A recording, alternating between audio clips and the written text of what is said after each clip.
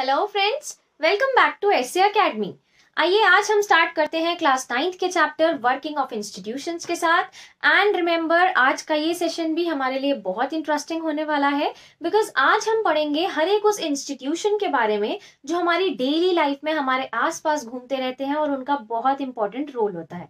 तो आइए let's start. And before starting, जिसने अभी तक चैनल को सब्सक्राइब नहीं करा है फटाफट से कर दीजिए, बेल आइकन प्रेस करना मत भूलना बिकॉज आप लोगों के लिए हर एक चैप्टर के बहुत इंटरेस्टिंग सेशंस आने वाले हैं और ये सेशंस आप लोगों को आपके फाइनल एग्जाम्स में बहुत यूजफुल होने वाले हैं। तो आइए स्टार्ट करते हैं। आज के इस चैप्टर वर्किंग ऑफ इंस्टीट्यूशंस में बिगिनिंग में करूंगी एक स्टोरी के साथ, और ये स्टोरी हम पढ़ेंगे ऑफिस मेमोरेंडम की। ऑफिस मेमोरेंडम गवर्नमेंट का एक वो ऑर्डर होता है जो ऑर्डर आप लोगों के स्कूल में जो आप लोगों को सर्कुलर्स मिलते हैं, जो नोटिस मिलते हैं, बिल्कुल उनके जैसा होता है। जरूरी नहीं है हर एक ऑफिस मेमोरेंडम बहुत लंबे लंबे पेजेस का हो। आज का जो ऑफिस मेमोरेंडम है हमारा, ये बेयरली 1 पेज का था, बट इस मेमोरेंडम ने हड़कंप मचा दिया। बहुत ज्यादा प्रॉब्लम्स क्रिएट हो गई इस मेमोरेंडम की वजह से।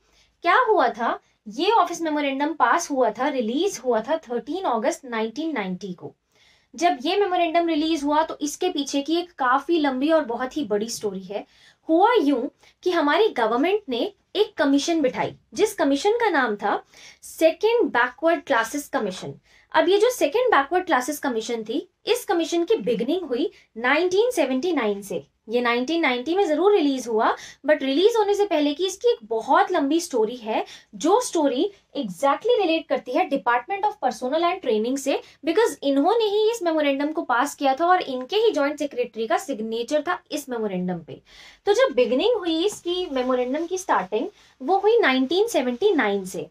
1979 में गवर्नमेंट ने ये कमीशन बिठाई और इस कमीशन को एक रिस्पॉन्सिबिलिटी दी कि आपको ध्यान रखना है और आपको कुछ डिसीजंस लेने हैं एक पर्टिकुलर क्लास ऑफ लोगों के बारे में। वो जो क्लास ऑफ लोग हैं वो है SEBC।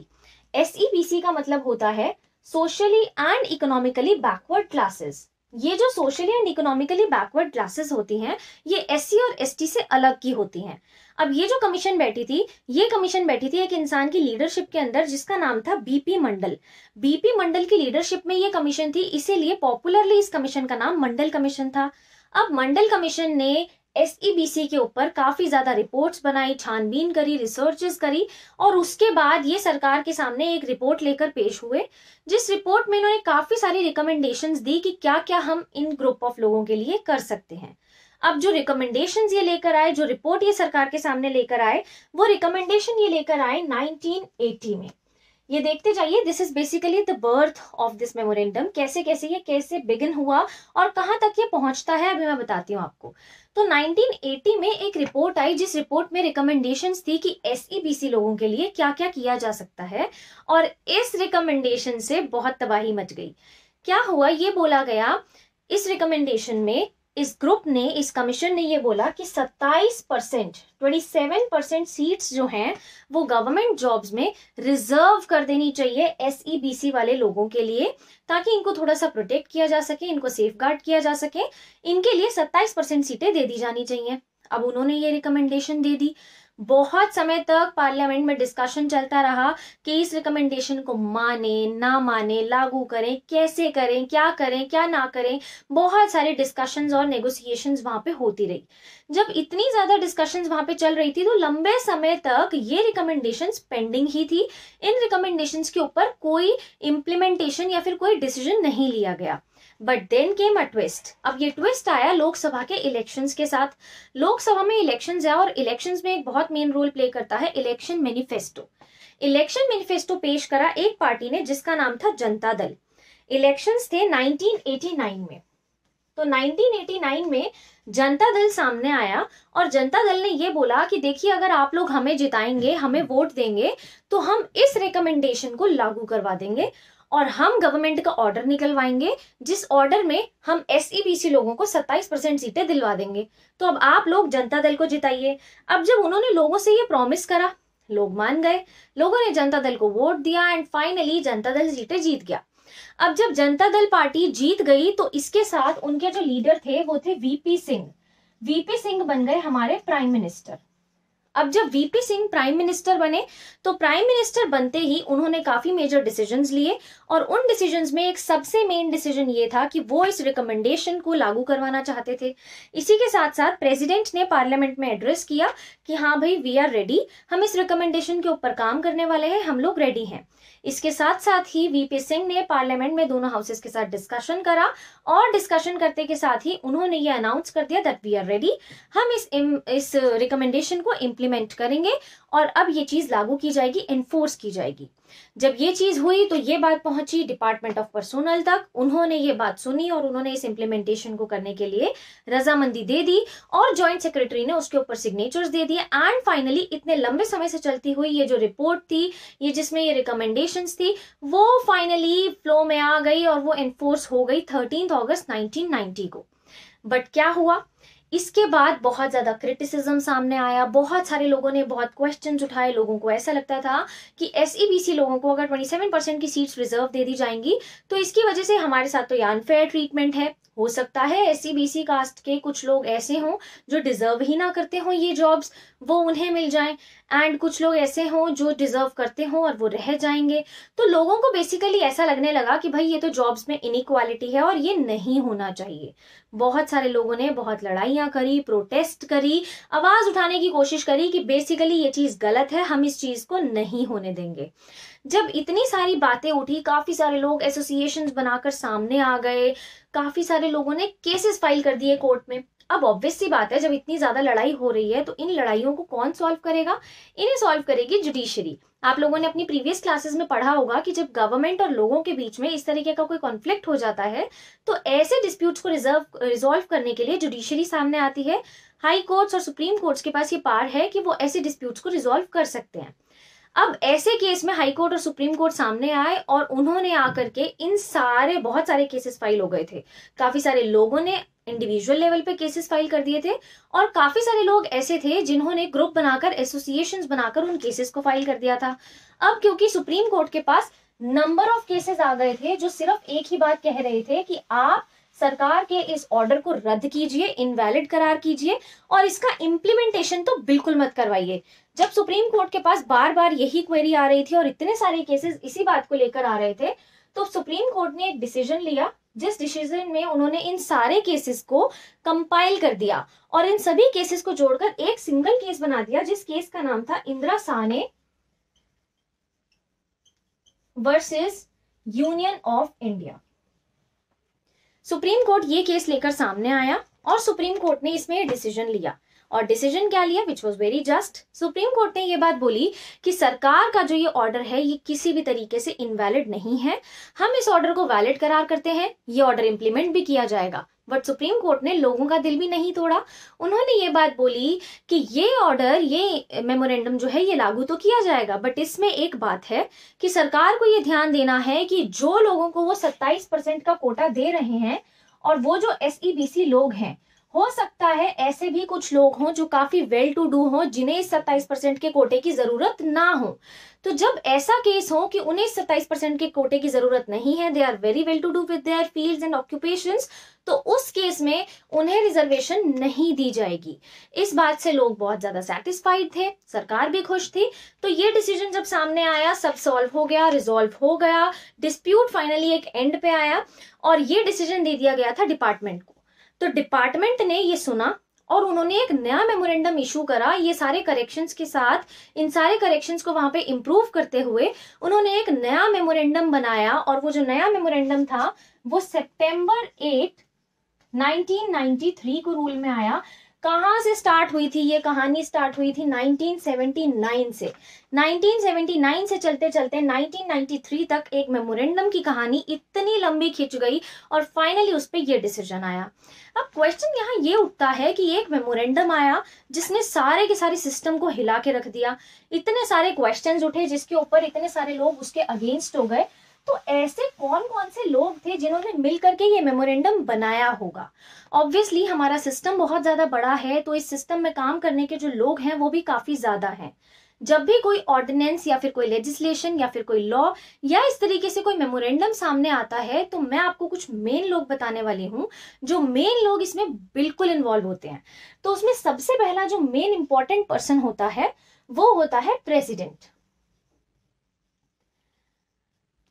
अब प्रेसिडेंट का होना यहाँ पे इतना ज्यादा जरूरी इसीलिए होता है बिकॉज प्रेसिडेंट का एसेट लगता है, उनका ठप्पा लगाया जाता है। जिस भी चीज को लागू करवाना होता है, इंप्लीमेंट करवाना होता है, उस पर्टिकुलर डॉक्यूमेंट या गवर्नमेंट ऑर्डर पर प्रेसिडेंट का स्टैंप लगता है। तो इसीलिए सबसे मेन अथॉरिटी हो गई president and obviously he is the head of state, तो उनकी रजामंदी तो जरूर होगी। अब इसके साथ साथ हमारे पास जो सेकेंड मोस्ट इंपॉर्टेंट पर्सन होता है जो किसी भी ऐसे इंप्लीमेंटेशन में इन्वॉल्व होते हैं, वो होते हैं हमारे प्राइम मिनिस्टर। अब prime minister is the head of government, तो गवर्नमेंट का हेड होने की वजह से उनके पास ये सारी गवर्नेंस होती है उनके हाथ में, उनको इंप्लीमेंट करवाना, डिस्कशंस, सारी चीजें वो हैंडल करते हैं। तो इसीलिए उनका भी बहुत इंपॉर्टेंट रोल होता है। और इसके साथ साथ हमारे आ जाते हैं काउंसिल ऑफ मिनिस्टर्स।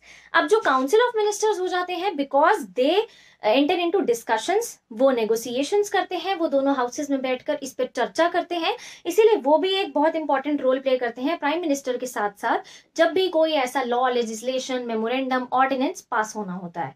तो यहाँ तो हमारी बात हुई कि भाई एक मेमोरेंडम पास हुआ, उस मेमोरेंडम को लेकर के बहुत ज्यादा तमाशा हुआ और उस मेमोरेंडम में कौन कौन से लोग इन्वॉल्व थे, यहां तक ये चीज हमारी क्लियर हुई। अब हमारा नेक्स्ट टॉपिक है कि नीड ऑफ पॉलिटिकल इंस्टीट्यूशंस।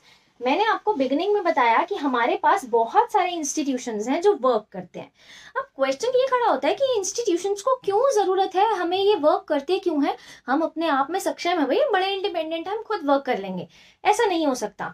इतनी सारी आबादी है, इंस्टीट्यूशंस की जरूरत हमें क्यों है, देखना है, लॉ एंड ऑर्डर मेंटेन करना है, लोगों की सिक्योरिटी एंड सेफ्टी का ध्यान रखना है, पब्लिक फैसिलिटीज का ध्यान रखना है कि हर प्रॉपर जो जनता है हमारी उनके पास हर एक पब्लिक फैसिलिटी है या नहीं है, जस्टिस का ध्यान रखना है कि अगर कोई डिस्प्यूट है तो वो डिस्प्यूट रिजॉल्व हो रहा है या नहीं हो रहा है, कोई भी प्रॉब्लम है, कोई पॉलिसी उसके लिए लागू करनी है तो उस पॉलिसी का ध्यान रखना है कि किस तरीके से पॉलिसी लागू की जाएगी।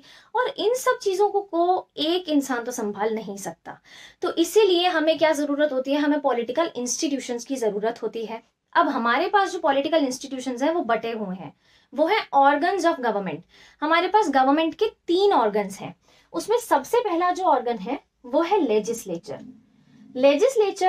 इसकी मैं सबसे अच्छी निशानी आपको बताती हूँ, L for legislature, L for law making. तो लेजिस्लेचर का सबसे इंपॉर्टेंट काम होता है लॉ मेकिंग। लेजिस्लेचर में हमारे पास इन्वॉल्व होते हैं हमारे prime minister and cabinet ministers, वो लोग लॉ मेकिंग का काम देखते हैं, तो वो सबसे इंपॉर्टेंट फंक्शन यहाँ पे प्ले करते हैं। वैसे ये तीनों ऑर्गन्स जो हैं इनके पास बैलेंस ऑफ पावर होती है, इनके पास चेक एंड बैलेंसेस का सिस्टम होता है, ये एक दूसरे के ऊपर नजर भी रख सकते हैं और इनके पास इक्वल पावर होती है। इन तीनों में से कोई भी सुप्रीम नहीं होता। सेकेंड जो है हमारे पास वो है एग्जीक्यूटिव का मतलब होता है कि जो भी लॉ, जो भी कानून लेजिस्लेचर ने बना दिया है उस कानून को अब एग्जीक्यूट करवाना है, जनता के सामने लाना है और उसका पालन करवाना है। वो कौन करवाते हैं, हमारे सिविल सर्वेंट्स का ये काम होता है कि जो भी लॉ बनाया गया है उस लॉ को लागू करवाया जाए, लोगों के बीच में उसे इंप्लीमेंट करवाया जाए। Now very next is judiciary. And judiciary is another very important organ because जब इतना सारा मसला है तो लड़ाई झगड़े तो होते हैं, और उन लड़ाई झगड़ों को, उन डिस्प्यूट्स को सॉल्व करने के लिए, शांति मेंटेन करने के लिए, लोगों के फंडामेंटल राइट्स को प्रोटेक्ट करने के लिए, पीस मेंटेनेंस के लिए, लॉ एंड सोशल ऑर्डर के लिए, सब चीजों के लिए हमें चाहिए होता है जुडिशरी। हमारे पास प्रॉपर फंक्शनरीज हैं, हाई कोर्ट्स हैं, सुप्रीम कोर्ट है, डिस्ट्रिक्ट कोर्ट्स हैं, तो ये प्रॉपर लेवल ऑफ कोर्ट्स हैं हमारे पास जो जजेस इन सब चीजों में ध्यान देते हैं। तो अब जुडिशरी, एग्जीक्यूटिव एंड लेजिस्लेचर ये 3 ऑर्गन्स हैं हमारे पास, जो तीनों ऑर्गन्स काम करते हैं और हमारे इंस्टीट्यूशंस की वर्किंग को बहुत अच्छे से ध्यान देते हैं। अब ये हो गए तीनों इंस्टीट्यूशंस। तो यहाँ पे हमें पता चला कि इन इंस्टीट्यूशंस की हमें जरूरत क्यों है, बट पता है क्या, बहुत सारा काम है। अब इतने सारे काम में कभी कभी बहुत चीजें डिले हो जाती हैं, बहुत सारे डिसीजंस डिले हो जाते हैं। उस मोमेंट पे हम लोग फील करते हैं कि यार इतना ज्यादा डिले है, इससे अच्छा तो एक ही इंसान देख लेता। बट नो, अगर एक ही इंसान देखेगा तो डेमोक्रेसी का जो वेरी स्पिरिट है ना वो हर्ट होगा, बैलेंस ऑफ पावर नहीं होगा, डिवीजन ऑफ पावर नहीं होगा, तो डेमोक्रेसी का बेसिक स्पिरिट मेंटेन नहीं हो पाएगा। इसीलिए पावर का डिवीजन बहुत ज्यादा जरूरी है। हर एक फंक्शनरी जो है अपने अकॉर्डिंगली, हर एक इंस्टीट्यूशन अपनी पावर के अकॉर्डिंगली फंक्शन करें तो बहुत ज्यादा बेटर रहता है। अब नेक्स्ट चीज जो हमें यहाँ पे देखनी है वो है पार्लियामेंट। हमारी गवर्नमेंट में पार्लियामेंट एक बहुत इंपॉर्टेंट रोल प्ले करता है। और पार्लियामेंट होता क्या है? पार्लियामेंट होता है सांसद। पार्लियामेंट क्यों जरूरी होता है? हर एक कंट्री में बेसिकली जो डेमोक्रेटिक कंट्रीज हैं वहां पर तो पार्लियामेंट है ही है। अब पार्लियामेंट जो है वो अलग अलग कंट्रीज में अलग अलग नाम से जाना जाता है। हमारे पास सांसद है, पार्लियामेंट है, अलग अलग कंट्रीज में इसका अलग अलग नाम है, बट फंक्शंस बेसिकली सेम है। क्योंकि कोई ना कोई ऐसा हेड तो होना चाहिए ना जो कंट्री के सारे कामों को देखे, और उन सारे कामों को देखने के लिए हमारे पास ये हेड है पार्लियामेंट। अब क्वेश्चन खड़ा होता है कि पार्लियामेंट की जरूरत हमें क्यों होती है? तो पार्लियामेंट की जरूरत जब नेशनल लेवल पे हम देखते हैं हमारे पास पार्लियामेंट है, और स्टेट लेवल पर होती है लेजिस्लेटिव असेंबलीज। तो अब पार्लियामेंट का फंक्शन सबसे मेजर और सबसे इंपॉर्टेंट फर्स्ट जो फंक्शन होता है वो है लॉ मेकिंग। क्योंकि कंट्री कैसे चलेगी? कंट्री को चलाने के लिए हमें नियम कायदे कानूनों की जरूरत है, और वो नियम कायदे कानून बनाता है पार्लियामेंट। इसलिए सबसे इंपॉर्टेंट हो गया लॉ मेकिंग। लॉ मेकिंग करेगा तभी वो लॉज आगे इंप्लीमेंट होंगे, उन लॉज को एनफोर्स किया जाएगा। इसीलिए पार्लियामेंट का सबसे बेस्ट और सबसे इंपॉर्टेंट काम होता है law making. Then second important work of parliament is to run the government. अगर पार्लियामेंट नहीं होगा तो कंट्री में सारा सोशल ऑर्डर मेंटेन कौन करेगा, सरकार को चलाएगा कौन, रन कौन करेगा, और लोगों के ऊपर कंट्रोल कौन जमाएगा? इसीलिए हमारे पास पार्लियामेंट का होना बहुत ज्यादा जरूरी है। And the next very important function is money. Parliament जो है हमारी कंट्री के सारे मनी मैटर्स को कंट्रोल करता है। कितना पैसा है, कहाँ लगना है, कहाँ जाना है, लोगों की क्या जरूरत है, कैसे पूरी करनी है, ये सारे मनी मैटर्स पार्लियामेंट देखता है। उनसे related orders and money bills, money related laws भी पार्लियामेंट ही पास करता है। किसी भी लॉ में कोई चेंजेस करने हैं, कोई पहले का बना हुआ लॉ रद्द करना है, अमेंडमेंट्स करनी है, ये सारा का सारा काम पार्लियामेंट का होता है। And next and very important function जो पार्लियामेंट का होता है, एक तो ये हाईएस्ट फोरम है। तो हाईएस्ट फोरम होने के नाते यहाँ पे ही सारा इंपॉर्टेंट काम होता है। तो इंपॉर्टेंट काम के साथ साथ यहाँ पे एक इंपॉर्टेंट चीज होती है वो है डिबेट। डिबेट का होना बहुत ज्यादा जरूरी है, क्योंकि कोई लॉ बनना है तो उस लॉ के ऊपर हमारे मिनिस्टर्स पहले पूरी तरीके से जांच पड़ताल कर लेते हैं, उसके ऊपर चर्चा कर लेते हैं कि लोगों की नजर में ये लॉ कैसा होगा, और उसके बेसिस पे ही वो लॉ पास किया जाता है। तो इस तरीके से पार्लियामेंट हम लोगों के सामने, हम लोगों की लाइफ में बहुत इंपॉर्टेंट रोल प्ले करता है। And this is the answer to the question that why do we need parliament. क्योंकि पार्लियामेंट नहीं होगा तो हमारी कंट्री में ये चार इंपॉर्टेंट फंक्शंस पूरे नहीं हो पाएंगे। अब नेक्स्ट चीज हम देखते हैं वो है houses of parliament. Houses of parliament को जनरली अलग अलग कंट्रीज में चैम्बर्स ऑफ पार्लियामेंट भी बोला जाता है, बट हमारी कंट्री में पार्लियामेंट के दो हाउसेज हैं जिन्हें हम हाउसेज ही बोलते हैं। पार्लियामेंट के जो दो हाउसेज हैं वो है लोकसभा एंड राज्यसभा।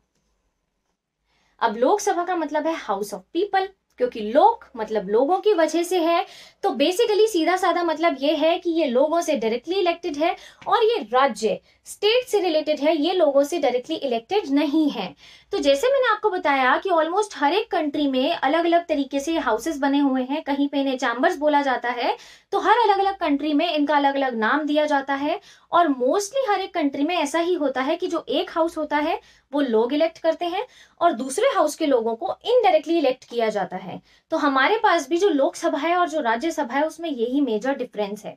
अब इसके साथ साथ हमारे पास इसमें काफी सारे डिफरेंसेस हैं। अब लोकसभा और राज्यसभा, इसे कहते हैं लोअर हाउस, इसे कहते हैं अपर हाउस। अब ये नाम सुन के लोगों को लगता है कि ये लोअर है, इसका काम, इसकी पावर कम होगी, और ये अपर है तो इसका काम और इसकी पावर ज्यादा होगी, बट ये बिल्कुल उल्टा है। क्या होता है कि लोकसभा कहीं ना कहीं ज्यादा फंक्शन में है, ज्यादा पावर में है, राज्यसभा से ज्यादा पावरफुल है लोकसभा लोअर हाउस होने के बावजूद भी, बिकॉज डेमोक्रेटिक गवर्नमेंट जो है वो लोगों से चलती है। तो ये लोकसभा जो है इसे लोगों ने इलेक्ट करा है, तो इसीलिए लोगों को सुप्रीम रखा जाता है और लोकसभा को सुप्रीम रखा जाता है रादर देन राज्यसभा। अब मैं आपको इसके मेजर फंक्शंस बताती हूँ कि ऐसा क्यों है। ऐसा मेजर एक की डिफरेंस इसीलिए है कि जब भी कोई ऑर्डिनरी लॉ पास होना होता है या कोई बिल लॉ के रूप में पास होना होता है, कुछ भी ऐसा होता है, तो वो दोनों हाउसेस से पास होना होता है। अब उसको दोनों हाउसेस से पास होने के लिए दोनों हाउसेस की मेजॉरिटी चाहिए होती है। किसी किसी पॉइंट पे ऐसा होता है कि इन दोनों हाउसेस की मेजॉरिटी नहीं मिल पाती, तो दोनों का ज्वाइंट सेशन कराया जाता है। ज्वाइंट सेशन में ये बोला जाता है कि जो मेजॉरिटी से होगा उसे ही हम मानेंगे। बट कहीं ना कहीं ये जो मेजॉरिटी से है ये लोकसभा को ही राइट दे देता है, क्योंकि लोकसभा के जो मेंबर्स हैं वो है अराउंड 545 और जो राज्यसभा के मेंबर्स हैं वो है अराउंड 250। तो सिंपल सी बात है, अगर मेजॉरिटी होगी भी तो वो लोकसभा के मेंबर्स की ही होगी। इसी की वजह से लोकसभा यहाँ पे सबसे सुप्रीम हो गया। सेकेंड इंपॉर्टेंट पावर जो आ जाती है लोकसभा के पास, वो पावर है मनी मैटर से रिलेटेड। मनी बिल जो है वो लोकसभा में ही पास हो सकता है, राज्यसभा में पास नहीं हो सकता। दूसरी बात, जब वो मनी बिल राज्यसभा में जाता है तो राज्यसभा के पास उस मनी बिल को रिजेक्ट करने की पावर नहीं है। राज्यसभा सिर्फ उस बिल को डिले कर सकता है, और वो डिले करने की भी पावर उनके पास सिर्फ 14 डेज तक होती है। अगर 14 दिन तक राज्यसभा ने अपने पास वो बिल रखा तो लोकसभा ये समझेगी कि हमने पास, आपने रजामंदी दे दी और हम पास कर रहे हैं। तो राज्यसभा के पास मनी मैटर्स में कोई पावर नहीं है। And next and very important thing जो है, लोकसभा में जो काउंसिल ऑफ मिनिस्टर्स होते हैं वो एक बहुत इंपॉर्टेंट पावर इंजॉय करते हैं। वो पावर ये है कि अगर वो सभी मिनिस्टर्स ये बोल दें that we have no confidence motion, हम किसी मैटर पे डिस्कस कर रहे हैं और उस मैटर में हमारी रजामंदी तो नहीं बैठ रही, हमारा एक दूसरे के साथ कॉन्फिडेंस नहीं है यहाँ पर, ऐसी सिचुएशन में, क्योंकि लोकसभा के इलेक्शंस में जो पार्टी जीतती है उसी पार्टी का जो हेड होता है वो प्राइम मिनिस्टर बनता है। तो ऐसी सिचुएशन में जब लोकसभा में बैठे हुए काउंसिल ऑफ मिनिस्टर्स ये कह दें कि that we pass no confidence motion और हमारी रजामंदी नहीं बन रही है, तो उन काउंसिल ऑफ मिनिस्टर्स के साथ साथ प्राइम मिनिस्टर को भी अपनी गद्दी पे से क्विट करना पड़ता है ऑन दी स्पॉट। और प्राइम मिनिस्टर के साथ क्विट करते ही काउंसिल ऑफ मिनिस्टर्स एंड पूरी की पूरी सरकार गिर जाती है। बट ऐसा कोई भी ऑप्शन राज्यसभा के मेंबर्स के पास नहीं होता है। तो कुल मिला के हमने ये देखा कि लोकसभा के पास ज्यादा पावर्स हैं और इसीलिए लोकसभा ज्यादा पावरफुल है राज्यसभा से। अब नेक्स्ट टॉपिक जो हमारी बुक में आता है वो है पॉलिटिकल एग्जीक्यूटिव्स का, और ये टॉपिक हम पढ़ने वाले हैं हमारे नेक्स्ट सेशन में। तो आई होप यहाँ तक का वीडियो आपको प्रॉपरली समझ आ गया होगा, इस सेशन में आपको कोई दिक्कत नहीं होगी। अगर दिक्कत है तो कमेंट बॉक्स में आइए, अपने क्वेश्चंस पूछिए, सजेशंस दीजिए, वीडियो को लाइक कीजिए, शेयर कीजिए, कमेंट कीजिए, चैनल को सब्सक्राइब कीजिए और देखते रहिए एसए एकेडमी की सारी videos. Thank you for watching friends.